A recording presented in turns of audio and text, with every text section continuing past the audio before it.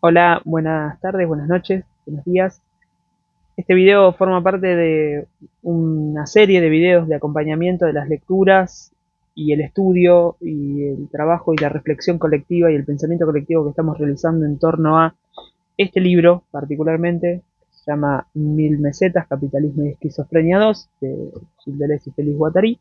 Este es el cuarto video de la serie que estamos armando para acompañar la serie de lecturas que venimos realizando los cuartos fines de semana de cada mes, los sábados de manera presencial en la librería del Gran Pez, acá en Mar de Plata, y los días domingo de manera virtual en un grupo que estamos conformando. Así que si están viendo esto de manera casual y no forman parte de este grupo, se quieren sumar, serán bienvenidos.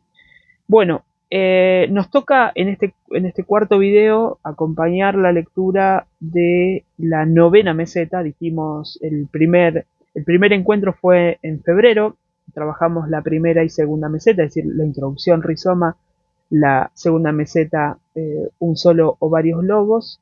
Después nos fuimos a un segundo encuentro que fue en el mes de marzo y ahora en breve nos toca el tercer encuentro en el mes de abril, pero en marzo trabajamos dos mesetas, la octava y la novena, la octava que se llama Tres novelas cortas, que ha pasado, y la novena, Micro, Política y Segmentariedad, que yo para mí es bueno leerlas en conjunto porque tematizan la cuestión, en principio, de las líneas y de los segmentos, y a su vez la cuestión de lo molecular y lo molar, y lo micropolítico y lo macropolítico. Como venimos haciendo, lo que vamos a hacer es un recorrido casi puntual, hacer el seguimiento de los principales conceptos de lo que se viene trabajando, con algunas conexiones con otros textos que iré comentando a la par a lo largo de este recorrido de este video. Como venimos haciendo también, les quiero mostrar, así arranca esta meseta con un cuadro de Fernand Léger, o Leger, si se quiere, Léger, que es un pintor cubista de principio de la primera mitad del siglo XX francés. Eh, el, el cuadro, la pintura, vamos a decir más, la obra, se llama Los hombres de la ciudad, y tienen esas particularidades de segmentos, ¿no? De segmentaridades, que creo que lo han elegido por eso y por una cuestión de hablar de cómo nos involucra la sociedad, y en función de lo colectivo y de la sociedad vamos generando esas segmentaridades, que va a ser el tema. Es una obra de 1919. Y a su vez, el otro elemento que tenemos también, que es por lo situado, tiene que ver con esta fecha, que es 1933. Entonces siempre decimos, tenemos una imagen, tenemos una fecha, tenemos un título. Siempre está en ese ensamblaje entre imagen, concepto y situación y territorialidad. 1933. 1933, por la temática, que uno de los también problemas que va a estar apareciendo a lo largo de esta meseta es la cuestión del totalitarismo y del fascismo, inevitablemente nos va a hacer referencia a el nombramiento, el nombramiento de canciller de Adolf Hitler, por parte del Partido Nacional Socialista Obrero Alemán, y como la consolidación de un pensamiento fascista histórico que vamos a tratar de estar pensando a lo largo de esta configuración de las segmentaridades entre la macro y la micropolítica. Así que empezamos el recorrido, y lo que vamos a encontrar es que ni bien arranca la meseta, Deleuze y Guattari nos van a decir que estamos segmentarizados por todas partes y en todas las direcciones. El hombre es un animal segmentario. La segmentariedad es una característica específica de todos los estratos que nos componen. Y dice, habitar, circular, trabajar, jugar, lo vivido está segmentarizado espacial y socialmente. Dice ahí me detengo un cachito en esto, todos los estratos que nos componen. Esto va a ser tema específico del encuentro de abril, que va a ser no este fin de semana, esto está siendo grabado viernes 18 de abril, el fin de semana que viene, del 26, porque vamos a estar trabajando la meseta número 3, que se llama la geología de la moral, junto con la meseta 14, lo liso y lo estriado. Entonces vamos a estar trabajando en conjunto la cuestión de los estratos, con los movimientos en la espacialidad. Entonces, lo que van a, si bien el texto sigue, lo que van a marcar es, hay tres tipos de segmentariedades o de segmentarizaciones: binarias, circulares y lineales. Es una cuestión bien geométrica esto. Binarias, porque dicen, estamos segmentarizados según grandes oposiciones duales. Las clases sociales, pero también hombres y mujeres, adultos y niños, docentes y estudiantes, directivos y docentes, etc.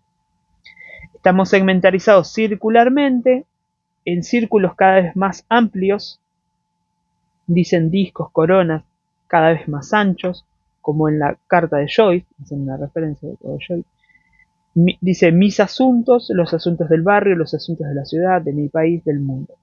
Estamos segmentarizados linealmente, en una línea recta, líneas rectas que dan cuenta de los segmentos que van conformando nuestro proceso o una secuencia episódica a lo largo de la vida, y que estos procesos van a tener que ver, dicen, familia, escuela, ejército, oficio, escuela, ¿no? Y así sucesivamente.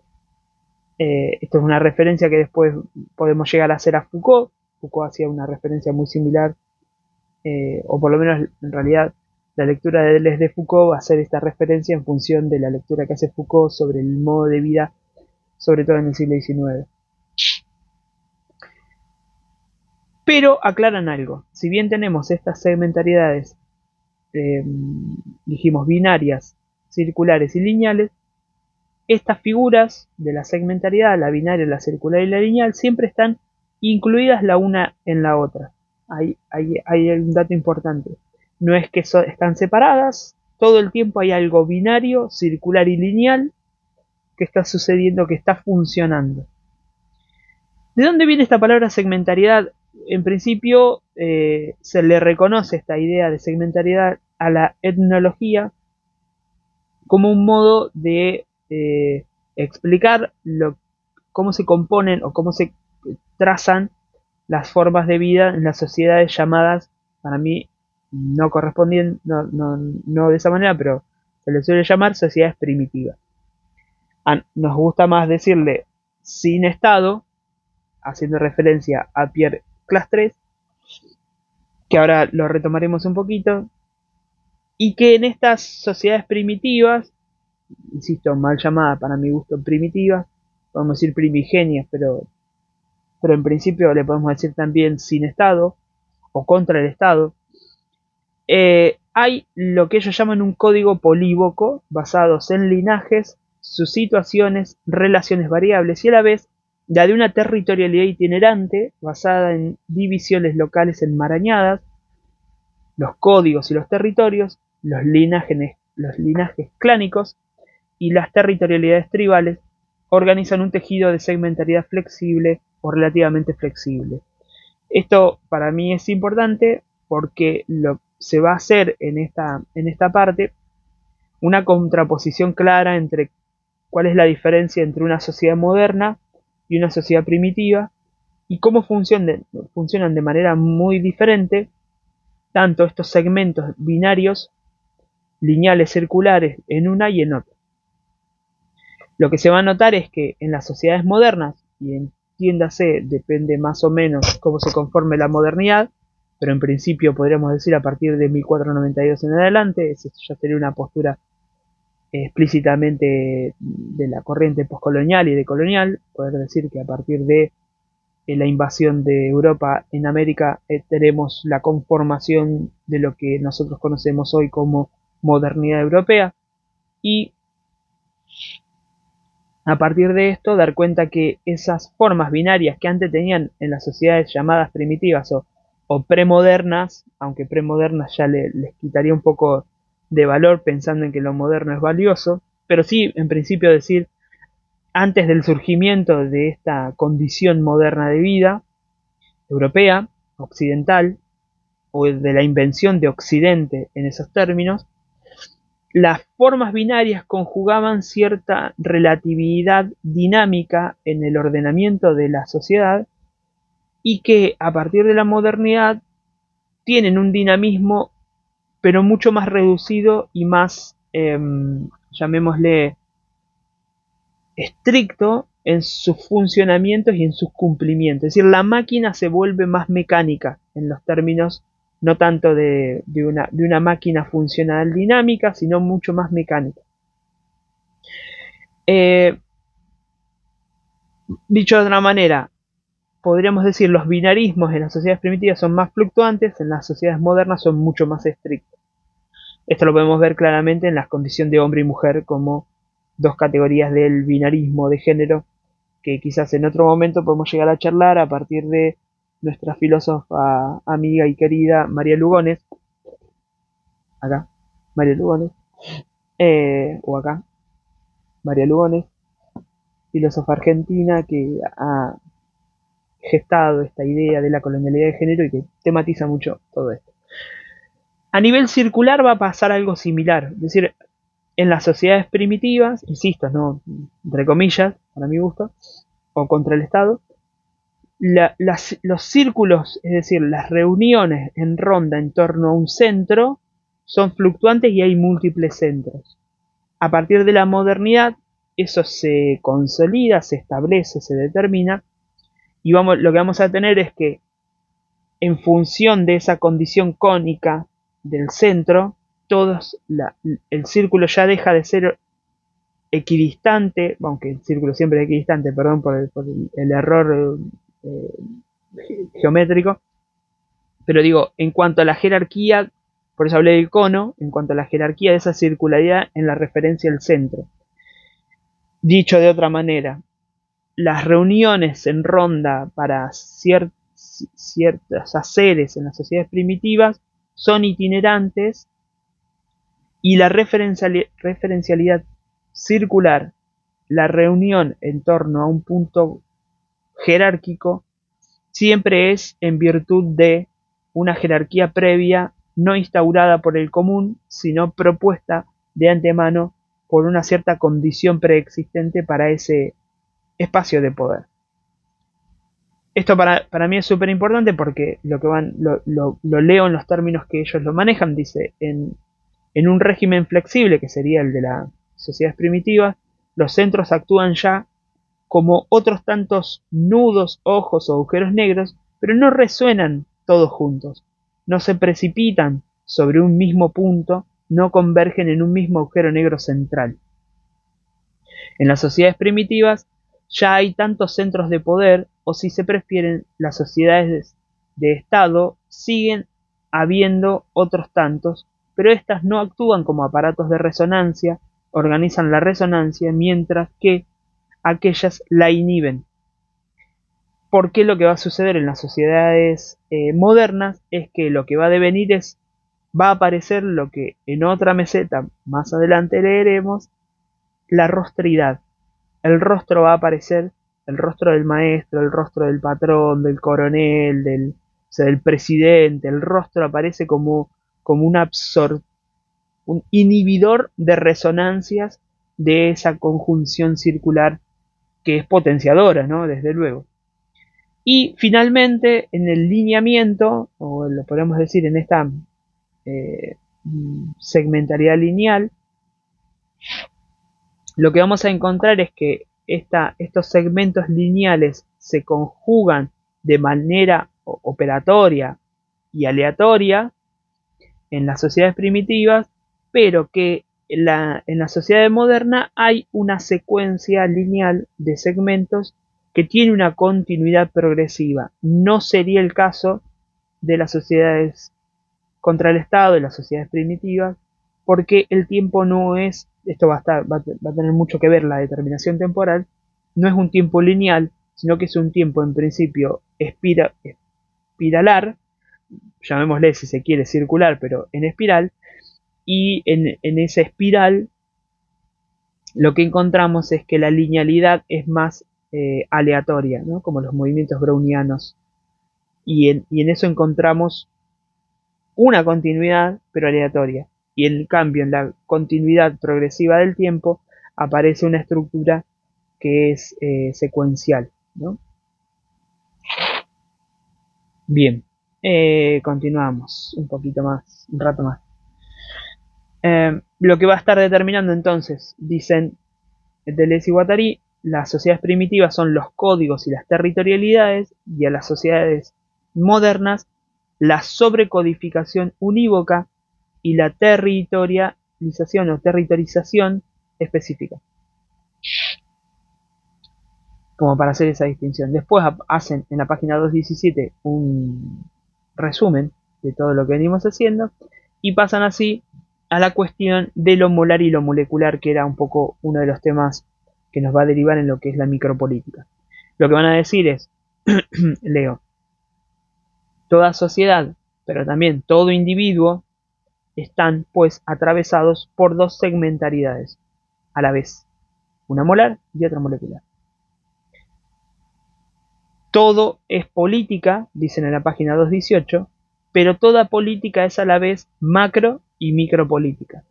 Supongamos unos conjuntos del tipo percepción o sentimiento, su organización molar, su segmentariedad dura, no impide todo un mundo de micro preceptos inconscientes, de afectos inconscientes, segmentaciones finas que no captan o no experimentan las mismas cosas, que tribuyen o contribuyen de otra forma, que actúan de otra forma. Una micropolítica de la percepción, del afecto y de la conversación. Esto también otra de las cosas que decíamos en la meseta anterior, que la conversación es micropolítica.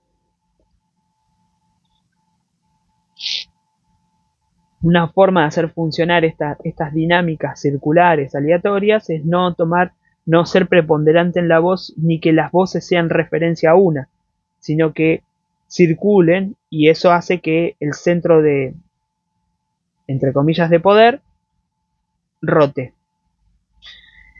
Decíamos, y esto me parece que también es un punto clave, es poder entender que todo Estado, todo individuo, todo grupo tiene macro y micropolítica a la vez, y esto es importantísimo porque ahora vamos a ver que no es que se contraponen, sino que digamos, colaboran, que crean entre sí, y son necesarias ambas, ¿no?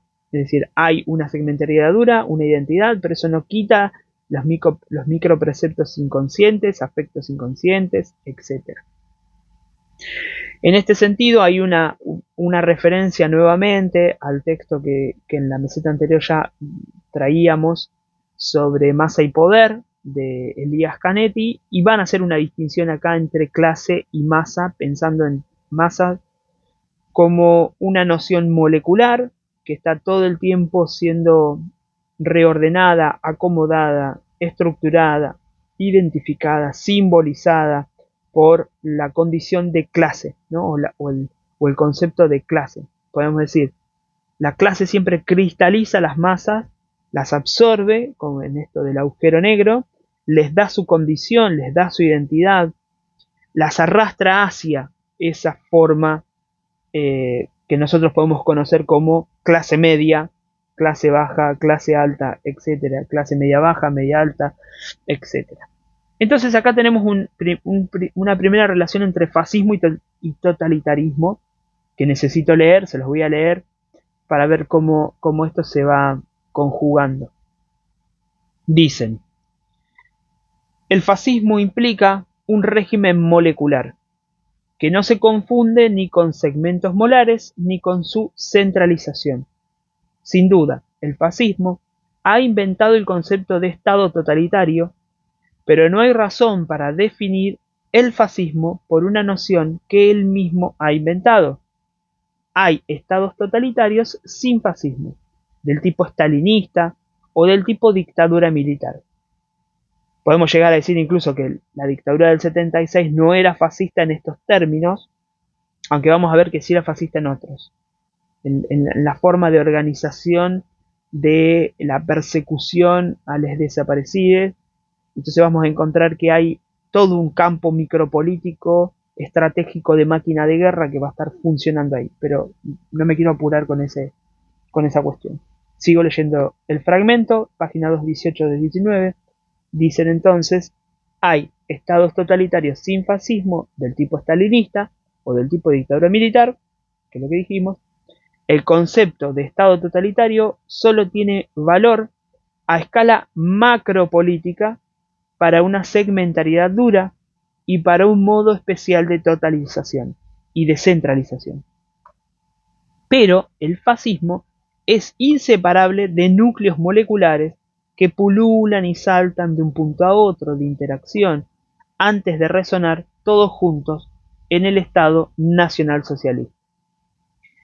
Cada fascismo se define por un micro agujero negro que vale por sí mismo y comunica con los otros antes de resonar en un gran agujero negro central generalizado. Hay fascismo, dice en la página 219, cuando una máquina de guerra se instala en cada agujero negro, en cada nicho. Entonces, para hacerlo más o menos, así como decíamos que el Estado premoderno tiene una secuencia lineal, circular y binaria, el Estado totalitario se hace cargo de esa centralización del poder, pero sobre todo a partir de esas líneas duras de coacción previa y de ordenamiento preestablecido, y el fascismo entra como una fuerza, desterritorializante, molecular, flexible, si se quiere, como una máquina de guerra que viene a desordenar para poder poner en juego algo y reordenar después, si se quiere, despóticamente.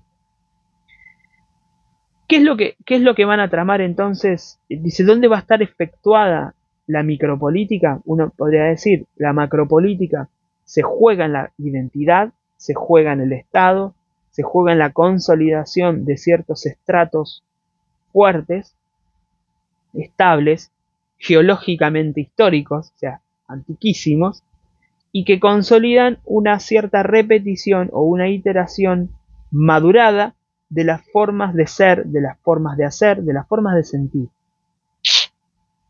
Ahora, en la página 219 van a decir algo importante. Aparece el deseo, ¿no? Yo acá tengo algo preparado para leerles de un libro de Guattari que se llama La Revolución Molecular, de fines, si mal no recuerdo, del año 77. Me voy a fijar, si tal no hay apuro, lo puedo hacer. No sé si dice, ahora que estoy pensando acá. No, no dice, pero si mal no recuerdo, este texto es del 77, o algunos textos son del 77, y, si no del 78, pero hay. ¿Y por qué ahora les leo esto y en relación a lo que dicen acá, en 1000 mesetas? Dicen, en 1000 mesetas, no acá todavía.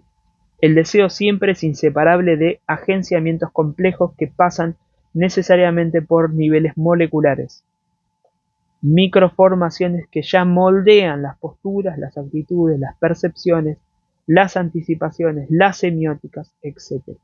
El deseo nunca es una energía pulsional indiferenciada, sino que es el resultado de un montaje elaborado de altas interacciones, de una ingeniería de altas interacciones. Esto es importante por lo siguiente, porque les decía que quería leerles esto. Dice Guattari en un texto, en un capítulo que se llama el apartado 4, el capítulo se llama El capital como elemento integrante de las formaciones de poder, y es el apartado 4 titulado El capital y las funciones de servidumbre maquínica. Dice Guattari ahí, la maquinaria capitalística o capitalista está inserta en el funcionamiento básico de las conductas perceptivas, sensitivas, afectivas, cognitivas, lingüísticas, etc. Por lo que su faceta desterritorializada o invisible es sin duda la más temible y la más eficaz. El capitalismo se apodera de los seres humanos desde dentro. La alienación a través de las imágenes y de las ideas es tan solo un aspecto del sistema global de sujeción que afecta a los modos fundamentales de semiotización, tanto individuales como colectivos. Los individuos están equipados con formas de percepción o de normalización del deseo, al igual que las fábricas, las escuelas, los territorios. De una parte, y dice, el ideal del capital es transformar en robots humanos a individuos rebosantes de pasiones, capaces de ambigüedad, de duda, de rechazo, pero también de entusiasmo. De ahí lo que viene a decir esta idea de la servidumbre voluntaria y en el caso de la servidumbre maquínica, donde funcionamos en virtud de hacer jugar el juego del deseo que nos pasa micropolíticamente, iba a decir microfascísticamente, micropolíticamente por nuestras corporalidades, nuestras existencias, que nos constituye identitariamente, pero que es el movimiento de una gran maquinaria capitalística de producción deseante, que va a estar funcionando en los intersticios de nuestras percepciones, ¿no? Esto es algo que a mí siempre me ha interesado un montón, este fragmento, algo que vengo trabajando también hace bastante, bajo el título de la biopolítica estética, o biopolítica de las sensibilidades, o biopolítica sensible, pensando en esta noción, en esta consideración importante que hace Guattari en 1977 y que en 1980 publican bajo estos términos, sabiendo que además la idea de deseo no es el deseo en los términos de la carencia, sino un deseo que es producción agenciante permanente, ¿no? Y entonces llevamos a un punto en la página, en esa misma página 219, que también es relevante para poder pensar esta cuestión de los microfascismos, y dicen lo siguiente: es muy fácil ser antifascista al nivel molar, sin ver el fascista que uno mismo es, que uno mismo cultiva y alimenta, mima, con moléculas personales y colectivas. Ese fragmento es súper inquietante, pero también es un gesto de prudencia por parte de Deleuze y Guattari, para que no se genere de manera muy rápida e indiscriminada esta cuestión binaria de ustedes son los fascistas, nosotros los antifascistas. Es decir, para que no se inserte dentro de esta máquina de guerra antifascista el estado totalitario de los binarismos, ¿no? Y también advierten, más allá de esta cuestión de dar cuenta de que, che, ojo, ser antifascista a nivel molar es muy fácil, porque los pones enfrente y ya está. Habría que revisar un poquito dónde están nuestros microfascismos que nos vuelven, ¿no? Hay que ser un poquito más antifascista molecular, como para revisarse.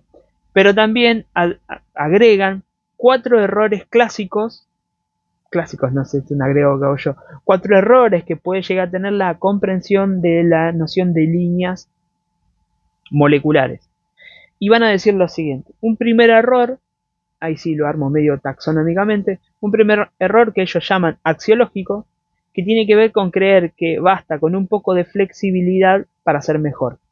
Si uno piensa que la línea molar es la mala, la fea, la que no queremos, y la línea molecular es la línea que es la buena, la linda, la que, bueno, la que entra con un poco de swing o de flow, pareciera ser que no basta, según este error axiológico, no basta con un poco de flexibilidad para ser mejor, ¿no? Todos sabemos que lo que ha hecho justamente el capitalismo en estos últimos 40 años, por lo menos, 50 diría, pero por lo menos 40, es flexibilizar. Entonces no sería tan fácil creer que hay que dejar fluir, soltar, etc.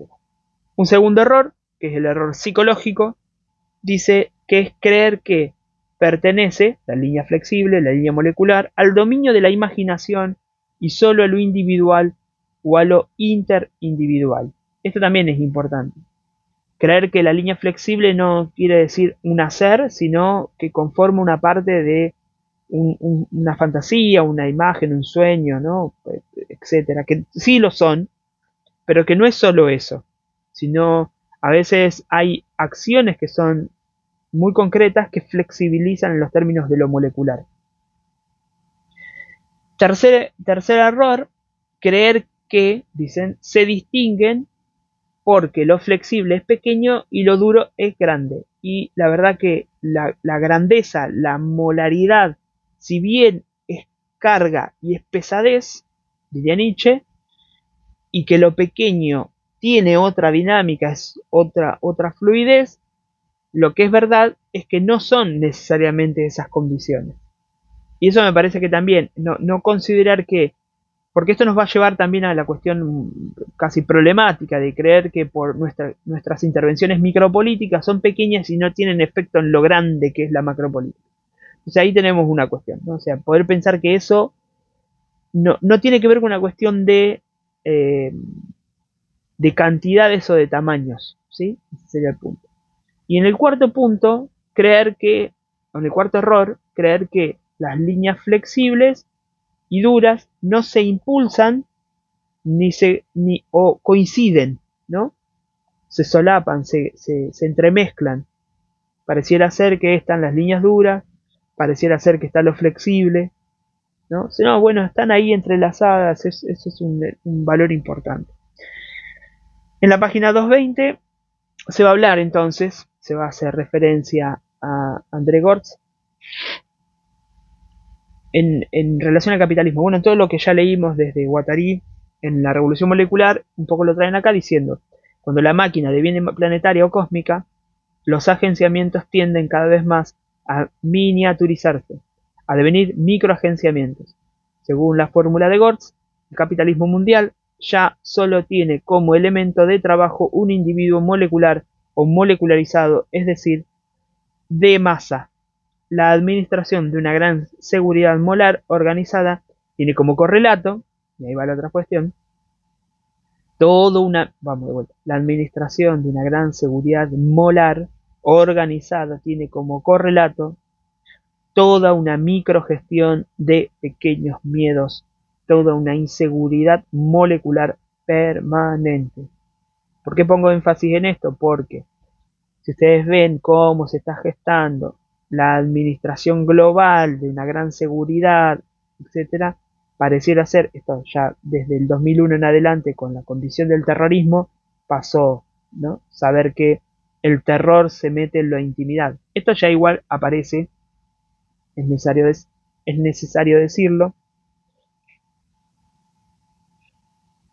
en el libro que yo al principio de las conversaciones de estos videos les decía que es como 1000 mesetitas, que es Diálogos, lo tengo ahí. Esta es la edición francesa de Diálogos de Deleuze y Clapeyron. Y es importante dar cuenta que ahí ya aparecía la cuestión de cómo los poderes demandan la tristeza, demandan el miedo, demandan el terror íntimo, ¿no? Encerrarnos por el miedo, enrejarnos por el miedo, porque esa microgestión de estos pequeños miedos lo que va a lograr es producir una condición, un estado de inseguridad molecular permanente. Y acá donde aparece la cuestión sumamente importante.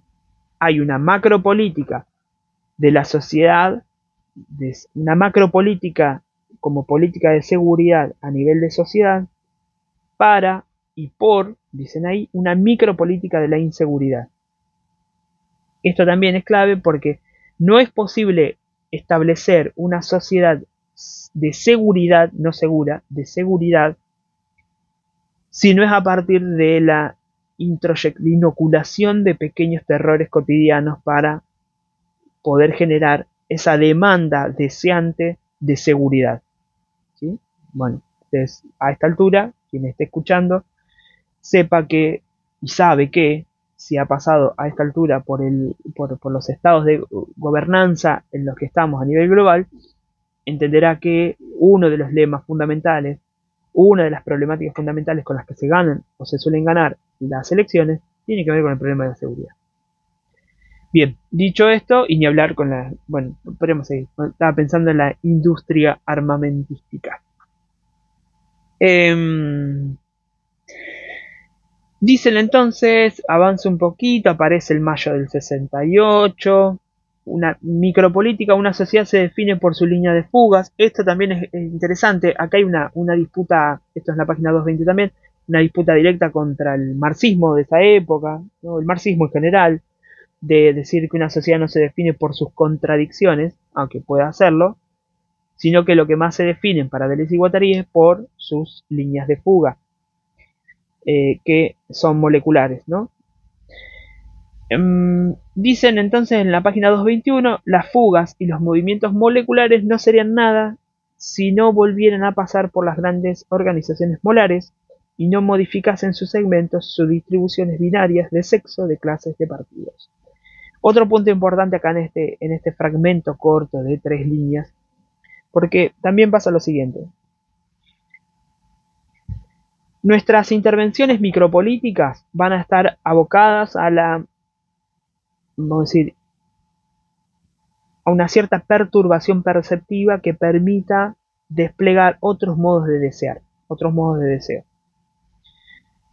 Cuando eso sucede, y tengo preparado acá un fragmento para leerles al final de este video, que no sé cuánto vamos 36, bueno, espero poder llegar a, ya en breve al, creo, sí, quisiera llegar a la hora, ¿no? de este video.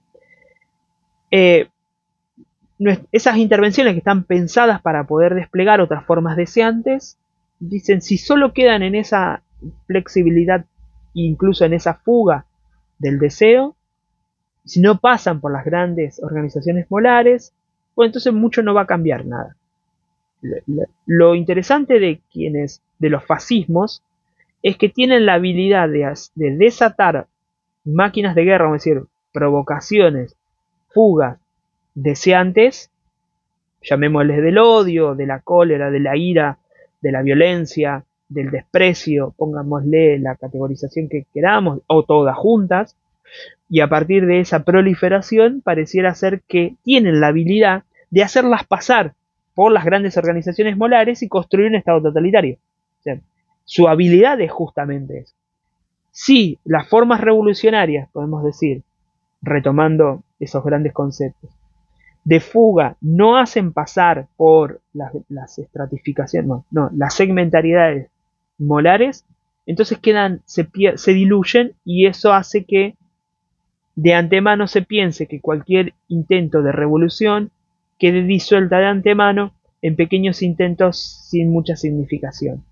Y por tanto también quienes se dedican a la militancia de izquierda acusan a quienes hacen de micropolítica este tipo de situaciones que quedan de nada. Esta idea entonces, bueno, decíamos, aparece otra vez la idea de máquina de guerra, y lo dicen así, la máquina de guerra, es decir, un flujo de guerra absoluta que circula entre un polo ofensivo y un defensivo y que solo se expresa en cuantos. Si bien vamos a tener en el tratado de nomadología y en el aparato de captura esas 2 mesetas que iremos a ver, yo creo que por agosto o septiembre más o menos, septiembre-octubre me parece, vamos a estar rondeando esas 2 mesetas. Ahí hay definiciones mucho más concretas de la cuestión de la máquina de guerra. Acá habría que entenderla como esa sistemática que se enlaza, que rompe y que libera cuantos, libera partículas, dicho en los términos bien de la física, materias indeterminadas, o compone lo que nosotros llamamos, y ya hemos llamado, y veremos en una meseta futura, un cuerpo sin órganos. Dicen entonces, y acá volvemos con esta cuestión en la página 223, las líneas de segmentos macropolítica está inmersa y se prolonga en un flujo de cuantos micropolítica, que no cesa de modificar y de agitar los segmentos. Una cuestión de esto decíamos, ¿no? Macropolítica y micropolítica están entrelazadas, damos cuenta que no están confrontadas, es decir, es no haber leído a Deleuze y Guattari decir que por generar luchas micropolíticas estamos debilitando la lucha macropolítica, porque la lo macropolítico se nutre de lo micropolítico para poder producirse y sostenerse. En la página 223 va a aparecer un sociólogo francés poco conocido, que acá tengo uno de los textos, se llama Gabriel Tarde, este libro se llama Creencia, Deseos y Sociedades, son una serie de textos. Lo que se suele decir que es el inventor, vamos a decirlo así, de la microsociología o de la sociología molecular, pongámosle así en esos términos. Pero acá dice algo que es interesante y lo voy a pasar a leer porque es importante. La imitación es la propagación de un flujo. La imitación es la propagación de un flujo. La oposición es la binarización, el establecimiento de una binaridad de los flujos. La invención es una conjugación o una conexión de diversos flujos. Y ahí se preguntan Deleuze y Guattari, ¿y qué es un flujo según Gabriel Tarde? Es creencia o deseo, los dos aspectos de todo agenciamiento. Un flujo siempre es creencia, un flujo siempre es de creencia y de deseo. Las creencias y los deseos son la base de toda sociedad, porque son flujos y como tales cuantificables, entre comillas, verdaderas cantidades sociales, mientras que las sensaciones son cualitativas y las representaciones simples resultantes. Creo que esto da para charlar un montón. Lo que tendríamos es que no habría en el interior del análisis sociológico una relación entre individuo y sociedad. En los términos clásicos, se quiere el individuo pensado como molecular y sociedad pensado como molar, porque al principio dijimos tanto el Estado, la sociedad, las instituciones, el individuo, tienen metido adentro, vamos a decirlo así, molar y molecular juntos, están en el mismo individuo. Retomo, el análisis sociológico no iría por el lado de analizar las confrontaciones, las contrariedades, las simpatías entre el individuo y la sociedad, sino entre lo molar y lo molecular, pensado como lo molar, la representación, como mero efecto o resultante, decían recién, y lo molecular como deseo y creencia. Entonces, lo que está en juego, estos flujos permanentes, es cómo las representaciones absorben las creencias y los deseos, pero se quedan en el vacío de la superficie como, yo diría, como careta, como abstracción en los términos de la no referencialidad potenciada de la creencia y el deseo. Entonces ahí hay una interacción permanente, un flujo mutante, lo dice así Deleuze y Guattari. Y esto tiene que ver con dos términos que es conexión, dicen en un momento, conexión y conjugación, hacen esa distinción, pensando en la conexión indica la forma en que unos flujos descodificados y desterritorializados se relanzan recíprocamente, precipitan su fuga común y suman o activan sus cuantos. Y la conjugación de esos mismos flujos indica más bien una interrupción relativa como un punto de acumulación que bloquea u obstruye ahora las líneas de fuga, efectúa una reterritorialización general o una sobrecodificación. Dicho de otra manera, tenemos las conexiones que se van dando entre deseo y creencia, van conformando esos flujos desde este territorio. Uno puede pensar, una cosa es la iglesia, vamos a poner, ya que hablamos de la creencia, el dogma de la iglesia, que es una conjugación de flujos, que lo que hace es bloquear las fugas y reterritorializar permanente, sobrecodificar el dogma sobre las creencias.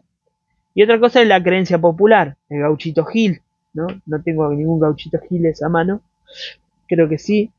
Nosotros siempre en los grupos repartimos nuestro, vamos a hacerlo así, nuestro gauchito Giles, que está siempre presente para para dar cuenta del deseo y la creencia popular.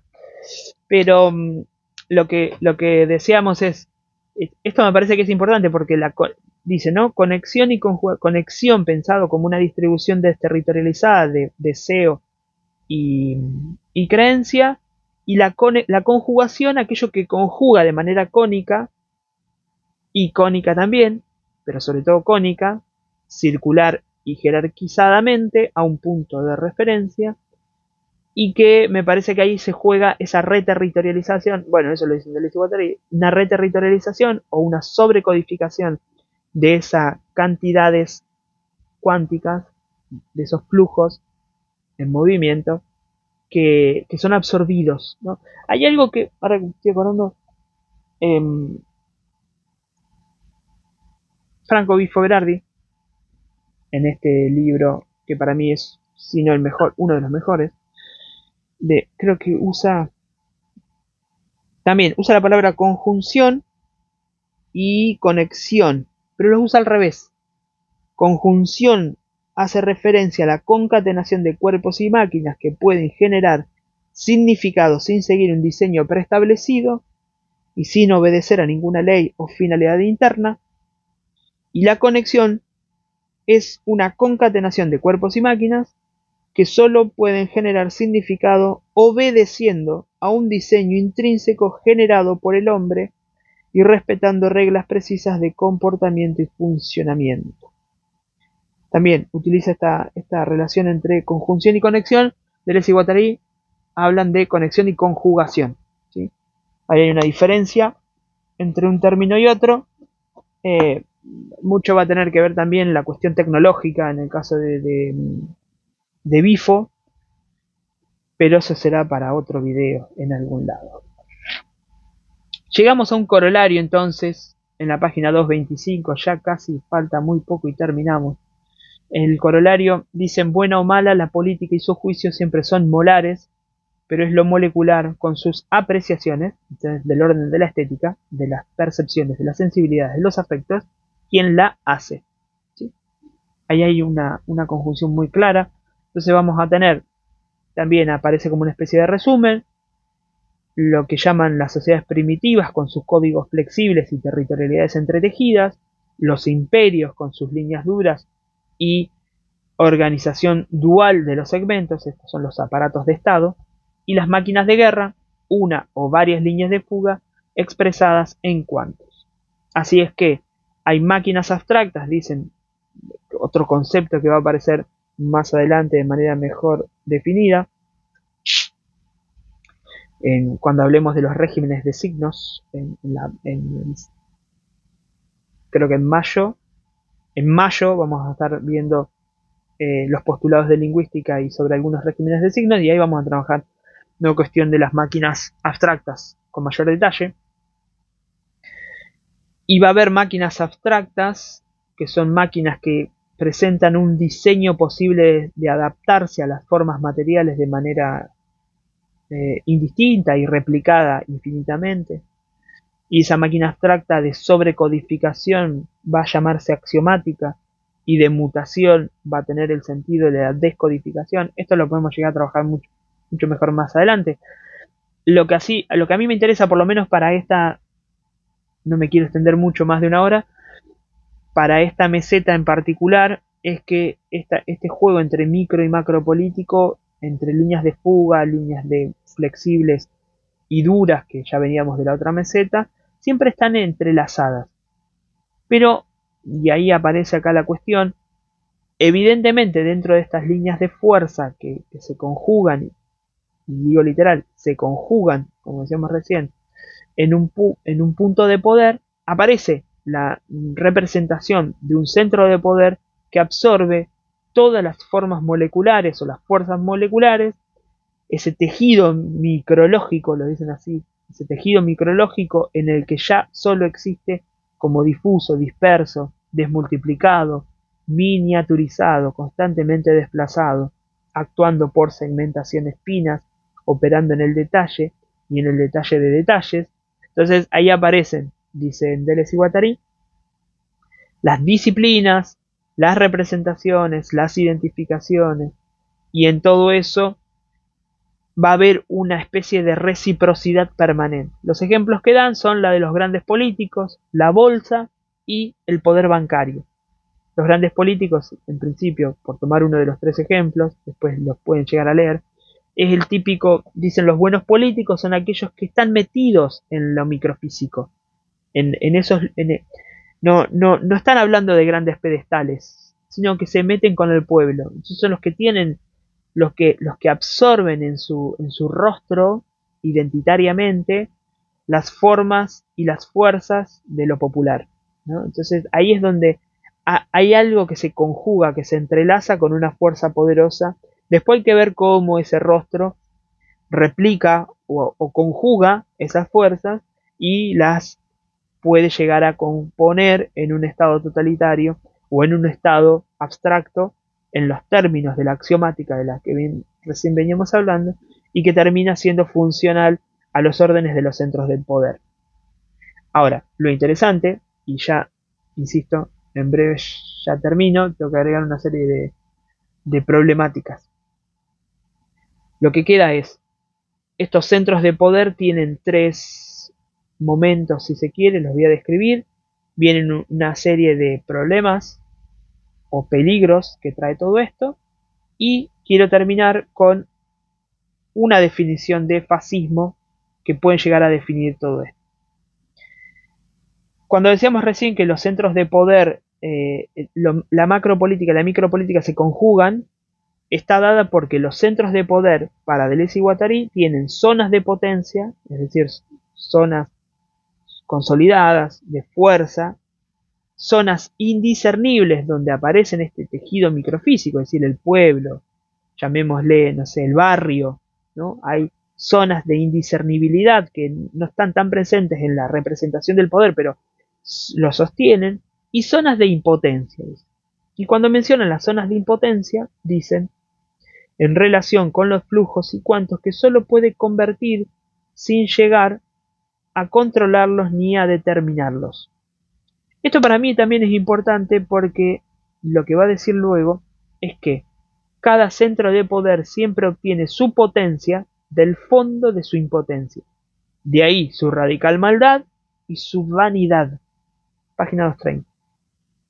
El Estado, en su amplio espectro, dicen, la primera zona del centro de poder está definida por el aparato de Estado como agenciamiento que efectúa la máquina abstracta de sobrecodificación molar, un poco lo que decíamos recién. Entonces, esto significa cada estado va a tener su bandera, su moneda, su religión, su territorio. Va a haber como una sobrecodificación permanente en lo que nosotros podemos llamar de manera rápida la nacionalidad. La segunda está definida por el tejido molecular en el que está inmerso ese agenciamiento, y es lo que estamos diciendo así, el pueblo, las ciudades, la heterogeneidad de variedades de existentes que tiene cada territorio. Y la tercera está definida por la máquina abstracta de mutación, de flujos y de cuantos, y acá vemos lo que podemos llegar a llamar cualquier tipo de insurgencia, de revolución, de evento catastrófico que desate una inestabilidad. Tiene muchas formas, pero también es de ahí donde saca la fuerza. Un ejemplo me parece que es sumamente evidente de esto, y para quienes viven en Argentina va a ser mucho más claro, aunque me disculpo, para quienes no viven en Argentina o no conocen la historia en Argentina, pero el efecto residual de la crisis de los 90 neoliberales a partir de la presidencia de Menem, que toma como bastión representativo el rostro del presidente de la Rúa y que termina en este movimiento, llamémosle insurgente, del 2001, toda esa disrupción que acá estamos llamando máquina abstracta de mutación de flujos y de cuantos, es retomada, sobrecodificada por el kirchnerismo para construir y reconstruir otra forma dinámica de estatalidad. Esto es súper importante porque hasta ese momento el kirchnerismo no existía, y pese a tomar las líneas del Partido Justicialista, lo que estamos viendo es que el kirchnerismo es otra cosa en relación al peronismo histórico. Entonces, en esos términos, lo que podemos dar cuenta, de manera clara, es que hay este movimiento y esta expresión, disculpen, de la línea que acabo de leer. Si entienden el ejemplo del kirchnerismo, les leo y releo esta frase que acabo de leer, que es: cada centro de poder siempre obtiene su potencia del fondo de su impotencia. De ahí su radical maldad y su vanidad también, ¿no? No porque esté malo, no es que sean malos. Lo que estoy diciendo es que su maldad en los términos de apropiación, su vanidad por su gloria, ¿no? Bueno, sigo entonces. Acá también en la página 230 va a haber algo que va a estar en relación a lo que ya habíamos mencionado en la página, en la meseta anterior, en la meseta 8, que es la de ¿a qué se dedica el esquizoanálisis? ¿Qué es lo que nos está proponiendo el Guattari? En aquella otra meseta, en la meseta 8, hablábamos de que el esquizoanálisis no pretende ni interpretar, ni simbolizar, ni explicar, porque las líneas no tenían que ver con el lenguaje, porque no tienen que ver con el significado, decíamos en ese momento, pero sí va a tener que ver con los lineamientos, ¿no? Con el trazado, los lineamientos, con las cartografías. Y acaban de decir algo muy similar. Dicen: el estudio de los peligros que existen en cada línea es el objeto de la pragmática o esquizoanálisis. También, al esquizoanálisis también se le dice pragmática, en tanto que no se propone representar, interpretar ni simbolizar, sino únicamente hacer mapas, trazar líneas, señalando tanto sus combinaciones como sus distinciones. Y dan ejemplos, dicen: Nietzsche le hacía decir a Zaratustra, Castaneda le hacía decir al indio Don Juan. Hay 3 o incluso 4 peligros, y los enumeran: el miedo, la claridad, el poder y el hastío. Esto es algo que aparece también en Castaneda, aparece muy similarmente en las enseñanzas de Don Juan. Repaso los peligros y hablo del fascismo y terminamos. Los peligros entonces: el miedo.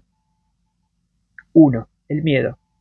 Y dicen: la seguridad, la gran organización molar que nos sostiene, las arborescencias a las que nos aferramos, las máquinas binarias que nos proporcionan un estatuto bien definido, las resonancias en las que entramos, el sistema de sobrecodificación que nos domina, todo eso deseamos. Lo dice muy claramente. Todo eso lo deseamos. Pero lo deseamos porque por miedo, en algún punto, ¿no? El miedo que nos lleva a no dejar nuestro laburo, por miedo a no tener que después con qué sustentarnos. Entonces hay todo un sistema de ordenamiento de esta seguridad global y de esta seguridad de manera molar, que está ordenada, gestionada, administrada a partir de los pequeños terrores íntimos. Segundo peligro, la claridad. Y acá van a hacer referencia a Castaneda también. La claridad, el hecho, dice, concierne a lo molecular. Van a hacer referencia al uso de las plantas alucinógenas y demás. Y dice: todo ha devenido flexiblemente aparente, vacíos en lo lleno, nebulosas en las formas, imprecisión en los trazos, todo ha adquirido la claridad del microscopio. Creemos haberlo comprendido todo y sacar las consecuencias. Somos una nueva raza de caballeros, hasta tenemos una misión. Una microfísica del migrante ha sustituido a la macrogeometría del sedentario, pero esta flexibilidad y esta claridad no solo tienen su peligro, sino que ellas mismas son un peligro. Primero, porque la segmentalidad flexible corre el riesgo de reproducir en miniaturas las afectaciones de la dura. Cuanto más molares devienen los conjuntos, más moleculares devienen los elementos y sus relaciones. De este peligro habría que hablar un montón. Esta claridad con la que se expresa algo, alguien que llega a un estado de poder y cree entenderlo todo, nosotros diríamos son los tirapostas, se dice ahora, los que te explican todo, los que vienen a traer la posta de cómo hay que comprender todo. Esto puede caer muy fácilmente en el peligro en sí mismo de generar las afecciones y las afectaciones de las líneas duras identitarias, de las líneas duras de la comprensión racionalista. Y por eso dicen: cuanto más molares devienen los grupos, los conjuntos, más moleculares devienen los elementos, ¿no? Más hay que meterse en el detalle. A mí siempre se me viene el ejemplo evidente de lo educativo, porque la estructura burocrática que sostiene como construcción y configuración material de esa terrible masa de papeles que termina siendo la educación, más microfísica, más micromolecularmente está metida en los detalles de cada papelito que hay que entregar para poder validar, aunque sea que algo, ¿no? Entonces, esa proliferación de esa gran maquinaria burocrática, kafkiana máquina burocrática, está metida con cada papelito en cada uno de los afectos que tenemos como docentes. Primer peligro, el miedo. Segundo, el peligro, la claridad. Tercer peligro, el poder, puesto que está en las dos líneas a la vez el poder, en la molar y en la molecular. Va de los segmentos duros, de su sobrecodificación y resonancia, a las segmentaciones finas, a su difusión e interacciones, y a la inversa. El peligro es el poder, ¿sí? Y el cuarto, el hastío, que concierne a la línea de fuga, ¿no? El hastío, el desgano, la desazón. Dicen en la página 232, ellas mismas desprenden una maraña, una extraña desesperación, como un olor a muerte, de inmolación, como un estado de guerra del que se sale destrozado, pues tienen sus peligros, sus propios peligros, que no se confunden con los precedentes. Ese es precisamente el cuarto peligro, que la línea de fuga franquee la pared, salga de los agujeros negros, pero que, en lugar de conectarse con otras líneas, de aumentar sus valencias en cada caso, se convierta en destrucción, abolición pura y simple, pulsión de abolición. Esto era un poco lo que también decíamos en la meseta anterior, en relación a esto de cuál era uno de los peligros de la línea de fuga. Bueno, que se interprete como una fuga radical, y esa fuga radical termine siendo de desesperación. Esperen que necesito prender la luz. Ahora sí, un poquito más de luz y aprovechamos para cambiarle la llave. Ahora sí. Cierro esto que me hace falta. Nos quedan un par de minutitos más, ya tres momentos más breves sobre el deseo, el Estado y el fascismo. Ya terminando, página 233. Nosotros, dicen Deleuze y Guattari, no invocamos ninguna pulsión de muerte en relación a esto de la línea de abolición, el peligro del hastío. En el deseo no hay ninguna pulsión interna, solo hay agenciamiento. El deseo siempre está agenciado. El deseo es lo que el agenciamiento determina que sea. Al nivel de las líneas de fuga, el agenciamiento que las traza es del tipo máquina de guerra. Las mutaciones remiten a esa máquina, que no tiene verdaderamente la guerra por objeto, sino la emisión de cuantos de desterritorialización, el paso de flujos mutantes. El Estado, ¿qué hace? Intenta apropiarse de las máquinas de guerra. Hay un ejemplo, ahora se me viene, un hacker es una máquina de guerra. El Estado chino contrata hackers. El Estado intenta apropiarse de las máquinas de guerra. Entonces le dicen, ok, tomo, vos no vas, yo te apreso, no vas a tocar un teclado en tu vida, salvo que lo hagas para mí, ¿no? Un poco tiene ese formato. Alguien que se destaca, en la administración vos sos bueno para hacer algo, el Estado te va a poner a hacer eso porque se te va a apropiar la fuerza, ¿no? Por eso una de las estrategias, bueno, no me quiero derivar mucho, pero dentro de toda la composición de las estrategias de micropolíticas, de resistencia y en algunos aspectos de infrapolítica, en los términos de los que podría llegar a hablar James Scott, de esa infrapolítica, o incluso ahora que estaba pensando también, podría leer este fragmento de María Lugones. María Lugones también habla de la resistencia y la infrapolítica. Dice María Lugones, la infrapolítica marca un giro hacia adentro en una política de la resistencia hacia la liberación y nuestro poder de las comunidades de los oprimidos al constituir significados resistentes y constituirse entre sí en contra de la constitución de significados y organización social del poder. En nuestras existencias colonizadas, generizadas racialmente y oprimidas, somos también otras de lo que el poder hegemónico nos hace ser.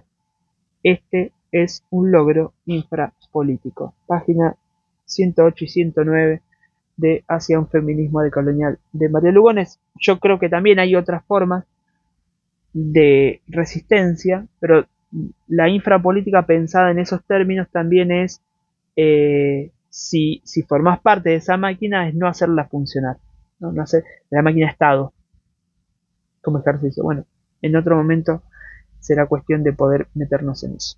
Llegamos entonces al punto culmine, página 233, donde paso a leerles esta relación entre definición del totalitarismo y del fascismo como para cerrar esta meseta que ya me estiré bastante. Dicen, pues el totalitarismo es un asunto de Estado, concierne esencialmente la relación del Estado como agenciamiento localizado con la máquina abstracta de sobrecodificación que él efectúa. Insisto con esto. Máquina abstracta como una máquina que conecta otras máquinas en una diagramática que podemos llamar acá de sobrecodificación, esto es el Estado-Nación argentino, chileno, mexicano, el Estado-Nación que sobrecodifica todas esas relaciones a partir de una máquina abstracta. Y dicen, incluso en el caso de una dictadura militar, es un ejército de Estado el que toma el poder y eleva el Estado al estadio totalitario. Y no una máquina de guerra. Recuerden que lo que decíamos, que la máquina de guerra no tiene la guerra por objeto. Lo que hace es desterritorializar. El totalitarismo es fundamentalmente conservador, porque intenta aunar, ¿no? Conservar en los términos de hablar de la tradición, si se quiere. En el fascismo, por el contrario, estamos claramente ante una máquina de guerra. Y cuando el fascismo se construye, un Estado totalitario ya no es en el sentido en el que un ejército de Estado toma el poder, sino por el contrario en el sentido en el que una máquina de guerra se apodera del Estado. Una curiosa observación de Virilio nos pone sobre la pista. En el fascismo, el Estado es mucho más suicida que totalitario. En el fascismo hay un nihilismo realizado. Bueno, en el fascismo hay un nihilismo realizado, pues a diferencia del Estado totalitario que se esfuerza en obstruir todas las posibles líneas de fuga, el fascismo se construye en una línea de fuga intensa, que él mismo transforma en línea de destrucción y de aboliciones puras. Para mí es clave entender el neoliberalismo o la necropolítica o el necroliberalismo fascistizante en estos términos. Las intervenciones de los grandes estados contemporáneos, esto lo estamos viendo claramente en Italia, indudablemente en Alemania, indudablemente en Estados Unidos y ni hablar en Argentina. El fascismo no viene a generar cuando el presidente de Argentina gana las elecciones, dice que viene a destruir el Estado. Lo que viene a destruir, en principio, como fuerza fascista, en estos términos, y es en estos términos que uno podría considerar este gobierno como fascista, es la consideración de que es una línea que viene a destruir, no viene a conservar, no viene con el discurso de reinstaurar o, le voy a decir en los términos de la dictadura del 76, a reorganizar la nación, o este proceso de reorganización nacional, sino lo que viene a hacer es a destruirlo, y lo viene a destruir en los términos de que es una máquina fascista, porque lo que pretende es generar una línea de fuga intensa, una línea de destrucción, de abolición pura. No hay ningún tipo de cuidado de fondo, no hay ningún tipo de preservación, salvo los elementos necesarios que le permitan fugarse, es decir, y si digo fuga y en los términos en cómo podemos llegar a hablar del campo de la economía financiera y hablar de fuga ahí, nunca mejor que en estos términos hablar de que hay una fuga de divisas, si se quiere. Pero no sería la línea de fuga, creo yo, para mi gusto, de la que hablan Deleuze y Guattari, aunque tampoco la negarían, me da la impresión. Bueno, nada, termino con este. Yo creo que este último fragmento da para conversar mucho más. Espero que hasta este momento los conceptos centrales que estuvimos trabajando le hayan servido. A mí sí me interesa esta distinción entre macro y micropolítica, no como contrapuestas, sino como coexistentes y colaborativas. Y esta distinción y la definición que acá creo que sí la dan y que después nos va a servir para pensar el aparato de Estado, aparato de captura, la meseta de aparato de captura y el tratado de nomología, para poder pensar el fascismo, ¿no? La estructura autoritaria de los estados, pero sobre todo la cuestión del fascismo que en el Anti-Edipo no la leen en estos términos. Acá sí hay una definición clara de fascismo y creo que funciona en esos términos. Tenía pensado leerles, bueno, este libro que para mí es muy bueno, tiene un fragmento en la página 60 sobre algo que no sé si terminar con esto, capaz que va a servir. Me tomo 2 minutos más y les leo este fragmento. Dice Nicolás Coburn en este libro Deleuze, Marx y la política, esto es del 2019 creo, sí, 2019, está traducido por el amigo Juan Salzano, una muy buena contribución para poder pensar la política, sobre todo en Deleuze y Guattari. En la página 60, Coburn dice lo siguiente: que el pueblo falte, entonces, no constituye un lamento, más bien es la afirmación de que la figura sociopolítica de pueblo es, en el mejor de los casos, redundante, o en el peor, la clausura de la política misma. Y una clausura por demás peligrosa, en tanto que el modelo de pueblo puede volverse tan fácilmente funcional a la parcelación de complejas relaciones deseantes en torno a los atractores identitarios, en particular los de raza y nación. Para Deleuze, en consecuencia, de la Deleuze y Guattari, en consecuencia, tanto el modelo socialdemócrata del ciudadano como el marxista ortodoxo de la toma de conciencia están acabados. Así, la política se convierte en un proceso no de la representación del pueblo, sino de la invención de un nuevo mundo y un pueblo por venir. Cuando decíamos recién que la expresión de un devenir revolucionario no está pensando en tomar lo que ya está dado de los pueblos, sino de pensar hacia o con un pueblo por venir, es una práctica de esta línea de fuga que está interviniendo para desarmar lo que todavía ya no dejan hacer ese nuevo mundo o ese nuevo mundo más, digamos, ese otro pueblo por venir. Y al principio de este libro, y finalmente cierro con esto, Micropolítica, Cartografías del Deseo, que es un texto de Guattari y Solly-Rolnick que compila la visita de Guattari a Brasil en los años 80, dice Guattari lo siguiente: sí, yo creo que existe un pueblo múltiple, un pueblo de mutantes, un pueblo de potencialidades que aparece y desaparece, que se encarna en hechos sociales, en hechos literarios, en hechos musicales. Es común que me acusen de ser exagerado, bestial, estúpidamente optimista, de no ver la miseria de los pueblos. Puedo verla, pero no sé, tal vez sea delirante, pero pienso que estamos en un periodo de productividad, de proliferación, de creación, de revoluciones absolutamente fabulosas desde el punto de vista de la emergencia de un pueblo. Es la revolución molecular, no es una consigna, no es un programa, es algo que siento, que vivo en algunos encuentros, en algunas instituciones, en los afectos y también a través de algunas reflexiones, como la que estamos tratando de hacer acá y en los encuentros que hacemos los cuartos sábados y los cuartos domingos en la librería del Gran Peso de manera virtual, pero pensando en estos términos, ¿no? Una teoría no está pensada para lo que está, sino para lo que está por venir. Intervenir en lo que está por venir. Y en eso sí hay un sentido un poco más afirmativo de lo que puede llegar a ser la línea de fuga, no pensada como una línea de destrucción como la piensa el fascismo, sino como una línea de afirmación a ese pueblo por venir.